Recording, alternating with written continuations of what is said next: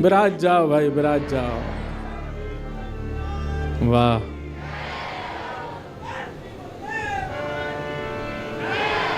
विराज जाओ लालाओं, विराज जाओ।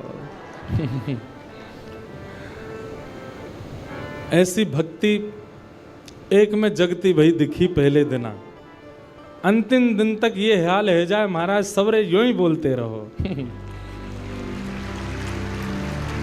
चंडीगढ़ के गली गली में एक ही नारा, क्या बोले, वृंदावन बिहारी लाल की। वाह। तो यह संसार सकल जग झूठा, झूठा कुल नाता।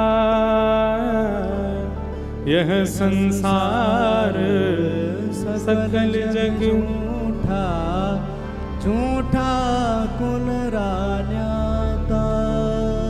मीरा के प्रभु गिरधर नागर, मीरा के प्रभु गिरधर नागर।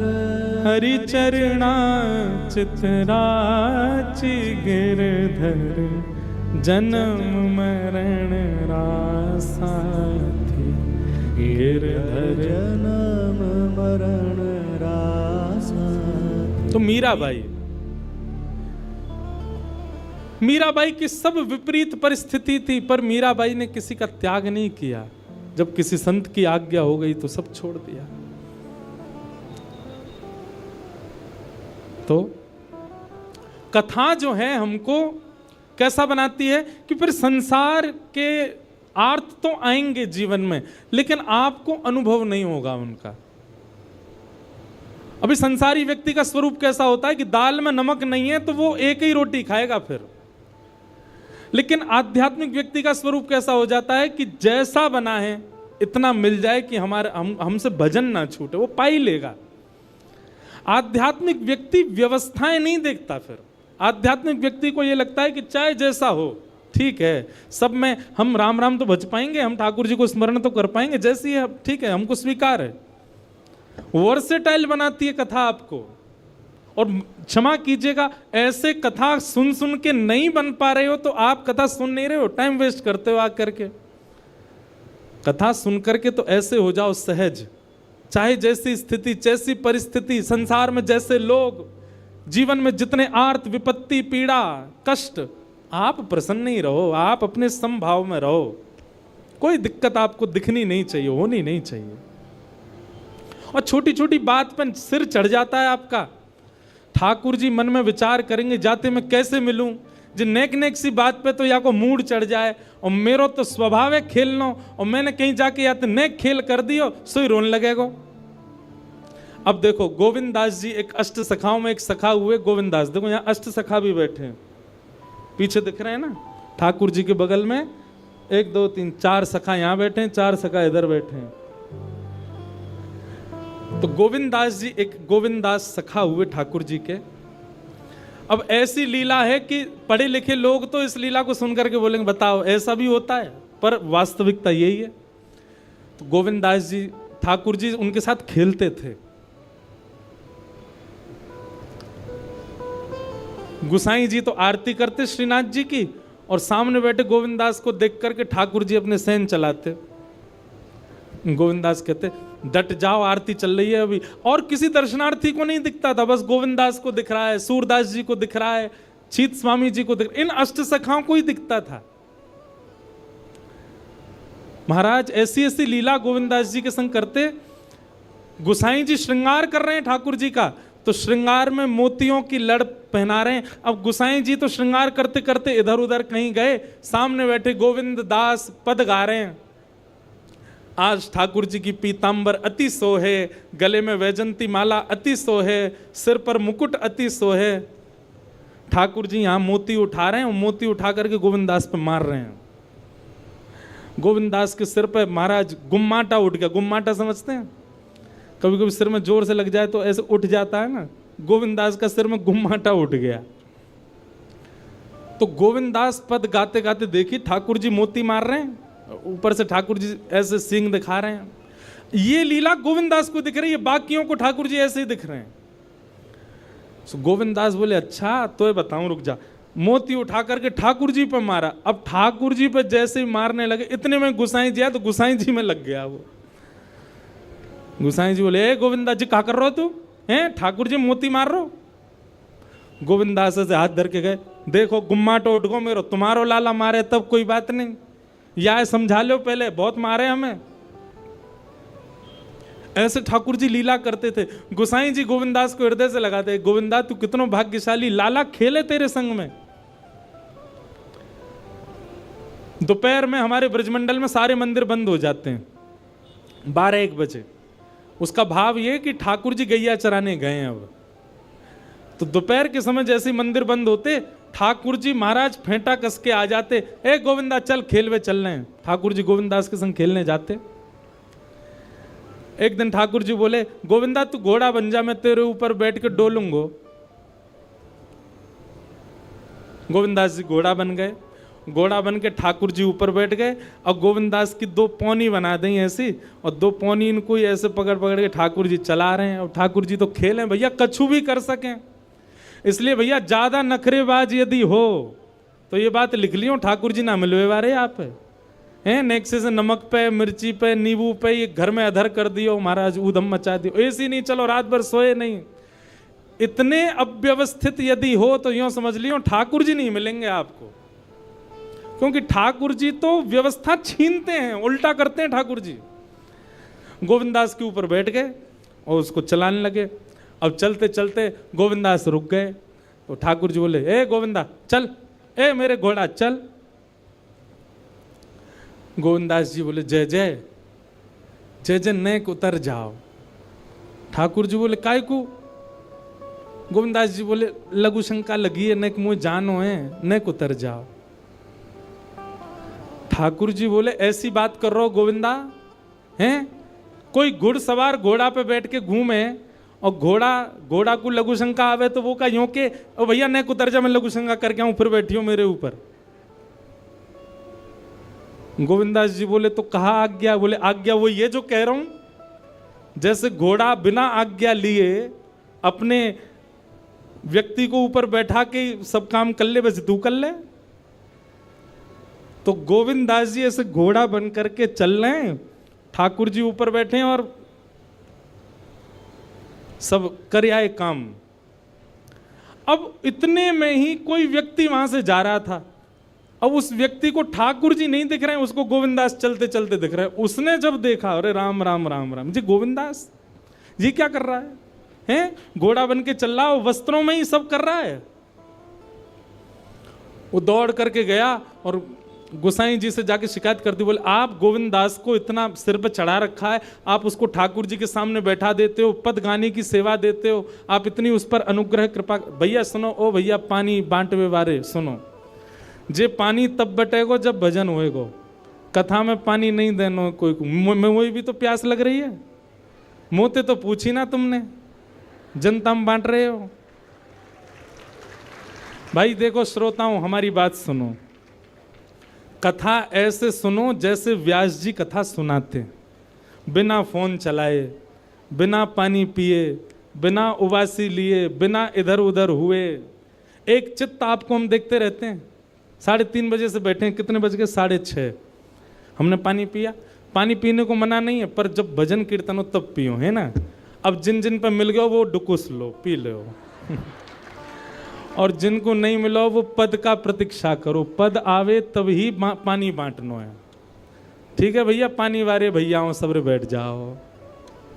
बोल वृंदावन बिहारी लाल की। मैंने कि हम लीला सुना रहे हैं, जे सबरे इधर उधर क्या कर रहे हैं बताओ। तो महाराज किसी व्यक्ति ने गोविंदास जी को ऐसे देख लिया, ओहो जे तो ऐसे ही डोल रहा है और चलते फिरते ही कर रहा है। गोसाई जी से जाकर के शिकायत कर दी और गोसाई जी से कही, बोले गोसाई जी आपने गोविंदास को बहुत सिर पर चढ़ा लिया आज। अरे भाई, खड़े होके लघु शंका करना भी मना है शास्त्रों में, वो तो ऐसे बैठ करके चलते चलते कर रहा था और वस्त्रों में ही कर रहा था, इतना अपवित्र, और आप उसको मंदिर की सेवा देते हो।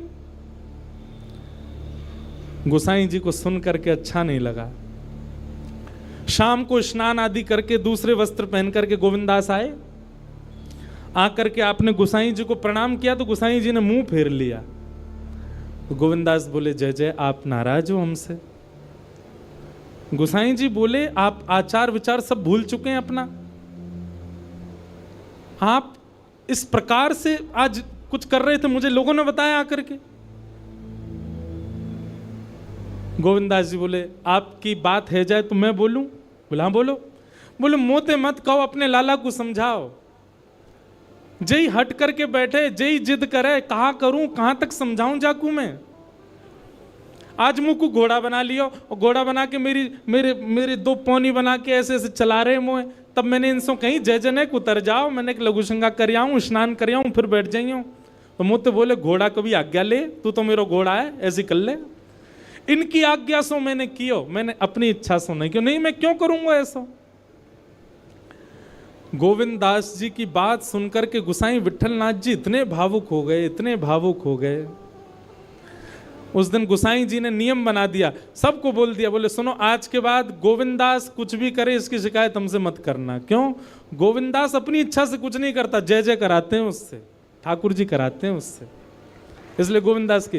तो ये कथा हमने क्यों सुनाई आपको? ये कथा हमने उन लोगों को सुनाई है जिनके नखरे बहुत हैं, जो देहाभिमान शून्य नहीं है, जिनका देह इतना अभिमानी हो चुका है कि उस देह के अकॉर्डिंग यदि कुछ ना मिले तो वो विचलित हो जाते हैं। उस देह के हिसाब की अगर कोई वस्तु ना मिले तो वो ऐसे हो जाते हैं, मतलब लड़ लेंगे किसी से, कुछ भी कर देते हैं। इतना ज्यादा देहाभिमानी व्यक्ति यदि हो गया, ठाकुर जी उसको नहीं मिल सकते। घर में जो बने प्रेम से पाले, जैसी व्यवस्था मिले प्रेम से सहले, जैसा व्यक्ति मिले, जैसा व्यवहार मिले, जैसा आपके साथ होवे, सबको स्वीकार कर लेवे। ठाकुर जी वास्तव में, ठाकुर जी विपरीत स्थिति देख के आपको चेक करते हैं कि ये अब विचलित होगा कि नहीं। हमारा विचलन ठाकुर जी को संकेत कर देता है कि हम उनके योग्य नहीं हैं। इसलिए भैया, परीक्षा आने पर सिर पकड़ के वही बालक बैठता है जो पढ़ता नहीं है, लेकिन जो पढ़ा लिखा बालक होता, अच्छे से जिसने अध्ययन किया, वो तुरंत कलम उठा के लिखना शुरू कर देता है। ऐसे ही आध्यात्मिक व्यक्ति है। आध्यात्मिक व्यक्ति कथाओं में जाकर के, सत्संग सुनकर के वो इतना देहाभिमान शून्य हो चुका है कि जीवन में आने वाली विपरीत अवस्था रूपी परीक्षा, उसको देख करके वो सिर पे हाथ नहीं धरता, परेशान नहीं होता, उसका हल करता है, उससे निवृत्त होता है। इसलिए कथा सुनने के बाद कथा ने आपको स्वीकार किया, इसका एक प्रमाण यह है कि फिर आपके साथ जो हो आप उसमें विचलित नहीं होइएगा। अगर आप विचलित होते हैं, अगर विचलन आपके चित्त में आ जाती है, तो इसका मतलब अभी कथा सुनने में, भक्ति करने में, भजन करने में कहीं चूक आप कर रहे हो। सूरदास जी का एक बहुत अच्छा पद है, पूरा मुझे अभी याद नहीं, मैं एक दिन सुनाऊंगा, एक पंक्ति सुना दूं। सूरदास जी कहते हैं, जैसे राखो तैसे रहूं, जैसे राखो तैसे रहूं, जानत हो सुख दुख सब जन के। आप सब जानते हो ठाकुर जी, मैं अपने आप क्यों बताऊं आपको कि मुझे क्या दीजिए क्या मत दीजिए। जानत हो सुख दुख सब जन के, मुख से कछु न कहो, जैसे राखो तैसे रहूं। लिख लीजिएगा, भक्ति आपको स्वीकार करना सिखाती है। परिस्थिति, व्यक्ति, वातावरण सबको स्वीकार करना सिखा देती है। आप हर स्थिति में रमने लग जाते हो, फिर आप विचलित नहीं होते। और कहीं विचलन होती है तो आपकी भक्ति में कहीं चूक है। इसलिए भैया ठाकुर जी के लायक बनो, और ठाकुर जी के लायक बनने के काजे हर प्रकार की स्थिति को सही है, सह लीजिए। तो ज्ञान और वैराग्य भक्ति भागवत से प्राप्त होंगे, और भागवत आपको ऐसे मॉडिफाई कर देगी कि फिर आपको फिर संसार की किसी स्थिति, परिस्थिति, व्यवस्था, अव्यवस्था से कोई फर्क नहीं पड़ेगा। आप सम हो जाओगे, हर स्थिति में प्रसन्न रहने लग जाओगे। कथा ऐसा निर्माण करेगी। तो नारद जी महाराज को कहा सनत कुमारों ने कि तुम भागवत की कथा कराओ, भागवत की कथा से ज्ञान और वैराग्य युवा हो जाएंगे। तब नारद जी ने पूछा भागवत की कथा कैसे करानी चाहिए, कहां करानी चाहिए, किससे करानी चाहिए। तब यहां पर सनत कुमारों ने एक एक बात बताई। बोले सबसे पहले सुंदर बैठने की व्यवस्था करो, जितने ज्यादा से ज्यादा वैष्णव कथा में आ सकें उतना ज्यादा से ज्यादा प्रचार प्रसार करो। कथा कराना कैसे चाहिए सुनो, सब नियम बताएं भागवत जी में। दूसरा, एक सुधी व्यास को ढूंढो। व्यास कैसा होना चाहिए? बोले विप्र होना चाहिए। सबसे पहली बात ब्राह्मण होना चाहिए। देखिए एक बात हम आपसे निवेदन करें, इस मंच से हम बोल सकते हैं, हम कोई जातिवाद पर नहीं बोल रहे, हम तो और बोलते हैं कथा में कि जात पात पूछे नहीं को, हरि को भजे सो हरि को हो। पर कथा कहने के लिए, कथा सुनाने के लिए वक्ता जो हो वो कम से कम विप्र हो। क्यों? क्योंकि आप यदि विप्र से कथा नहीं सुनेंगे तो कथा बहुत कुछ करती है। आपके पितरों को मुक्त करती है, आपके पितरों को निवृत्त करती है, आपके संचित पापों को नष्ट करती है। वो एक विप्र के द्वारा ही हो पाएगा, जो जनेऊ पहनता हो, जो त्रिकाल संध्या करता हो, जो शिखा धारण करता हो, जिसके अंदर विप्र के लक्षण हैं, जो वेद अध्ययन करता हो, उसी से ही आप कथा सुन सकते हैं। सबसे पहला विप्र होना चाहिए। दूसरा, व्याख्यान में कुशल होना चाहिए वक्ता। एक विषय का व्याख्यान करना जानता हो, उदाहरण देकर करके आपको समझाना जानता हो। तीसरा, धीर बुद्धि वाला होना चाहिए। कैसा भी प्रश्न कर लो सबके उत्तर देना जानता हो, ऐसा वक्ता हो। वक्ता ऐसा ढूंढिए। फिर तीसरी बात क्या बताई? बोले जितने श्रोता आए सबके लिए कुछ प्रसाद की व्यवस्था, भले ही फल बटे, भले ही मिष्ठान बटे, भले ही नमकीन बटे, कुछ भी थोड़ा बहुत सबको मिलना चाहिए। सबके प्रसाद की व्यवस्था होनी चाहिए। और कथा में जितना ज्यादा से ज्यादा हो सके भगवत चरित्र, भक्त चरित्र, वैष्णव चरित्रों का प्रसंग होना चाहिए।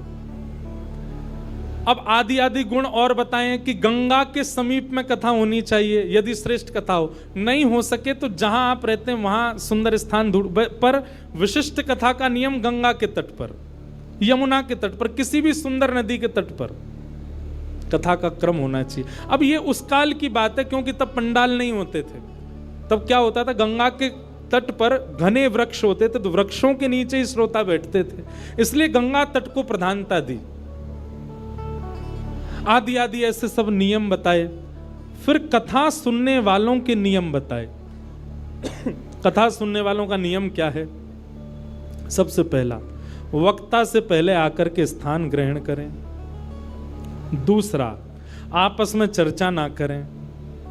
तीसरा, एक आसन में बैठ करके ज्यादा देर हो सके तो कथा श्रवण करें।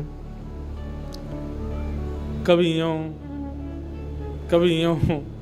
और एक आसन बताएं, उसको कहते हैं दरिद्रासन। कौन सा आसन? उसमें बैठने से व्यक्ति दरिद्र हो जाता है। ये इसको कहते हैं दरिद्रासन। मैं बैठ ही नहीं सकता ऐसे। ये हम आपके लिए बता रहे हैं, इस आसन में बैठना नहीं, इसके बढ़िया तो ऐसे बैठ लो, पर ये दोनों ऐसे हाथ करके बैठना, ये दरिद्रासन है। इससे दरिद्रता चित्त में आती है, इसलिए ऐसे नहीं बैठना। एक आसन में बैठो, सुख आसन में बैठो। जिस आसन में हम बैठे हैं इसको कहते हैं सुख आसन। अब भाई पांव ही खराब है गए हैं, घुटने में दर्द है रो तो फिर कुछ रोगियों के लिए कोई बात नहीं, पर एक आसन में बैठ करके कथा सुनो। सोफा वाले कहेंगे हम बैठे तो हैं सोफा पे एक ही आसन में। देखो आसन कैसा होना चाहिए जिसमें आपका देह कंफर्ट में ना रहे। सोफा वाले आई एम सॉरी, कुर्सी सोफा वालों से आई एम सॉरी, महाराज जी भी सोफा पर ही बैठे, क्षमा। पर कथा कैसे सुननी चाहिए? कंफर्टेबली बैठ करके नहीं। आप जब तक इनकंफर्ट नहीं होगे तब तक वो तपी नहीं माना जाएगा। और सत्य बताएं तो कथा में मन ही तब लगेगा जब आप एक आसन में एक स्थिति में बैठोगे।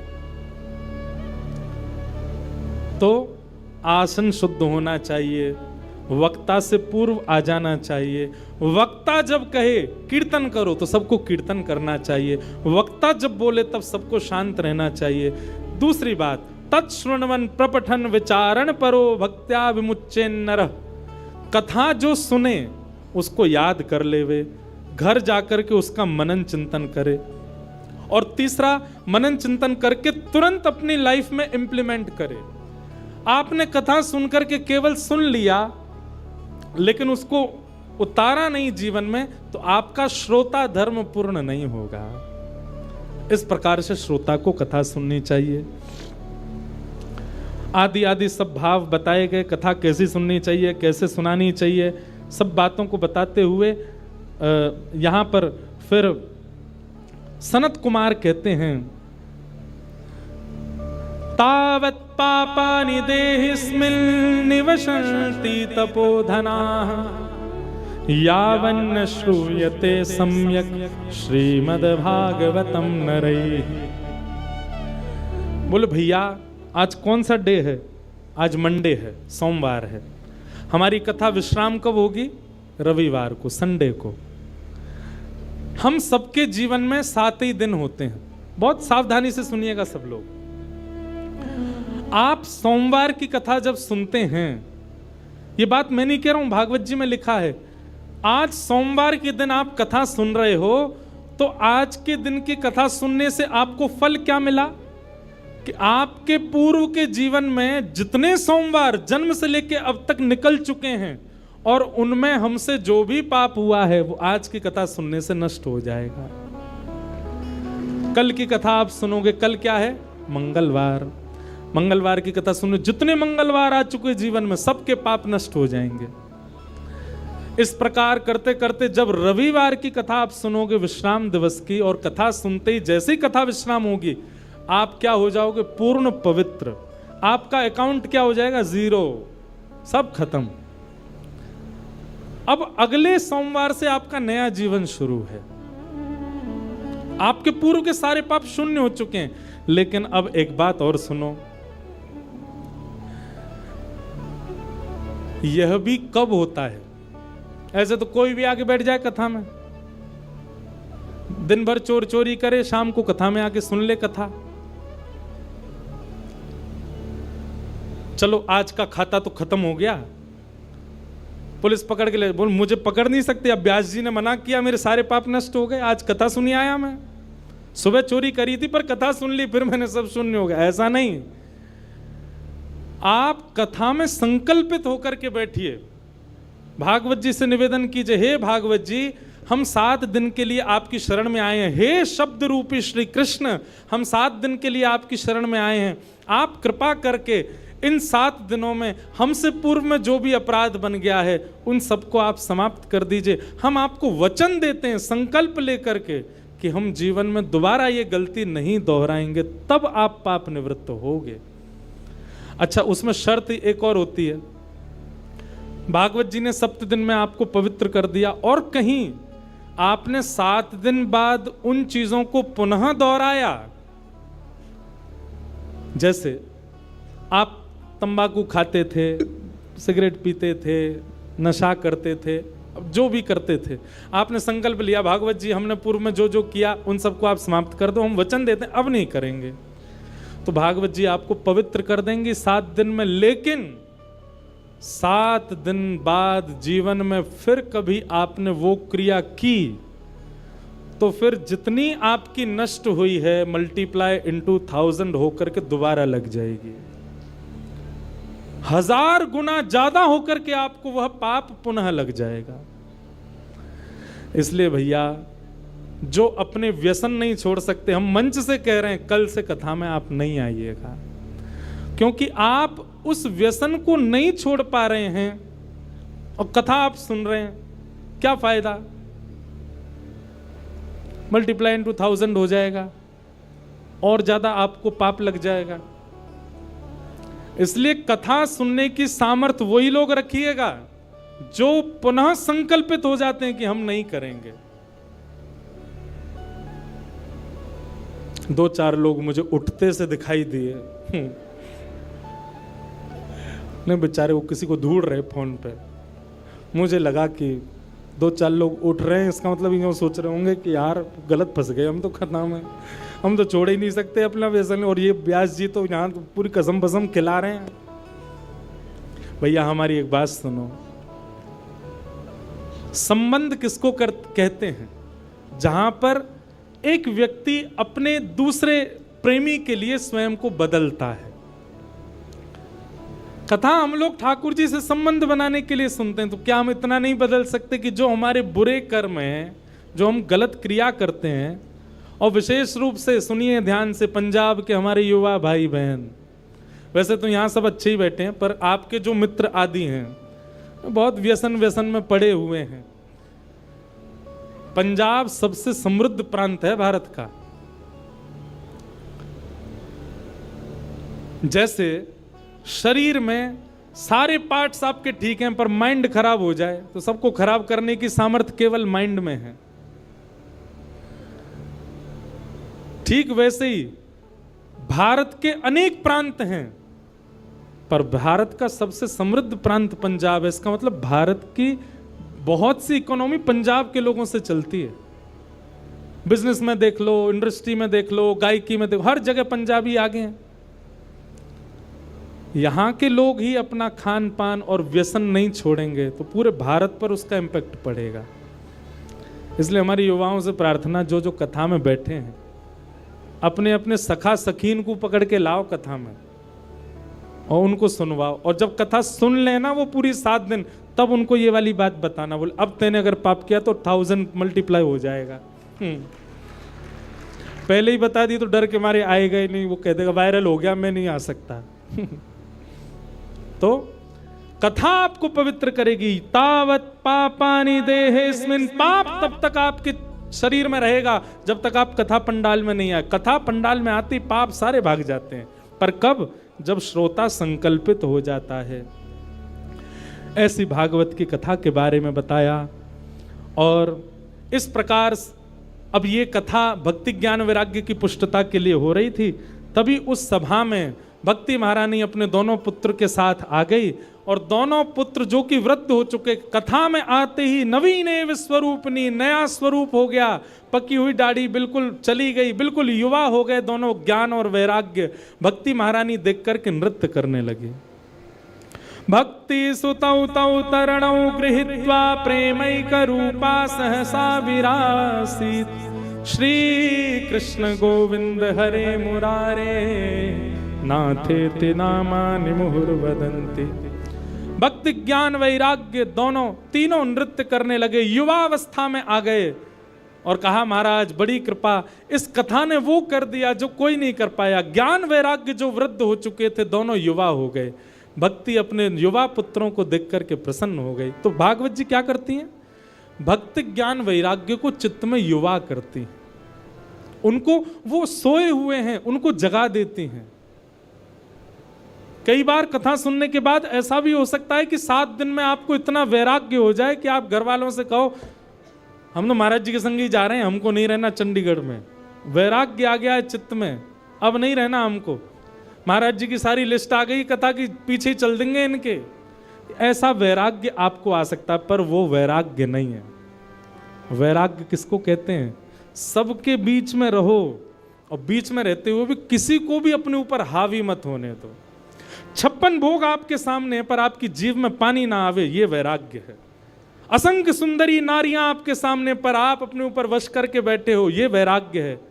अनंत सुंदर पुरुष आपके सामने आ गए, पर आप अपने बिल्कुल विरक्त भाव से वहां अपने मन को वश में करके बैठे हैं। ये वैराग्य है। ऐसा वैराग्य कथा दिलाती है। तो भक्ति ज्ञान वैराग्य पुष्ट होते हैं कथा सुनने से। इस प्रकार भागवत जी का प्रथम महात्म सत्र सुनाया गया। भागवत जी के दूसरे महात्म सत्र में धुंधुकारी की कथा बताई गई, जो कि अपने माता पिता की निंदा करता था, मारता पीटता था, उसको भी भागवत जी ने पवित्र कर दिया। इस प्रकार भागवत जी का महात्म सुनाया गया। ऐसे महात्म को हम बारंबार प्रणाम करते हैं। बोलो वृंदावन बिहारी लाल। बंधुओं, आज महात्म हुआ है। कल से प्रथम स्कंद से कथा प्रारंभ होगी। ठीक 3 बजे हम मंच पर आ जाएंगे। आप 2:30 बजे तक आ जाओ। ये वचन आप हमको दीजिए कि आप 2:30 बजे तक आएंगे। और रही बात आपकी जॉब की, आपके कॉलेज की, आपके स्कूल की, डाल दो लीव, कह दो वायरल हो गया है, कछु दिना कथा में ही आनंद कर लो। महाराज चंडीगढ़ की सुनो बताओ, लीव डालने पर कितने खुश हैं। चंडीगढ़ की ये सबसे बड़ी कथा हो रही है। कथाएं सब बड़ी होती हैं, पर ये बहुत बड़ा उत्सव हो रहा है। वृंदावन प्रकट हो रहा है। बधाई हो। तो आज भी वृंदावन के थोड़े भाव आए, कल से नेक और ज्यादा आएंगे। कल से गोविंद देव जी का प्राकट्य, मदन मोहन जी का प्राकट्य हम श्रवण करेंगे। फिर उसके बाद नित्य वृंदावन की रस चर्चा और बढ़ेगी। संत जनों का आगमन यहाँ रहेगा। भारत के लगभग सारे वरिष्ठ कथावाचक और संत जन यहाँ पधार रहे, पर सब आएंगे 3 बजे। इसलिए आप लोग समय से पहले आ जाओ।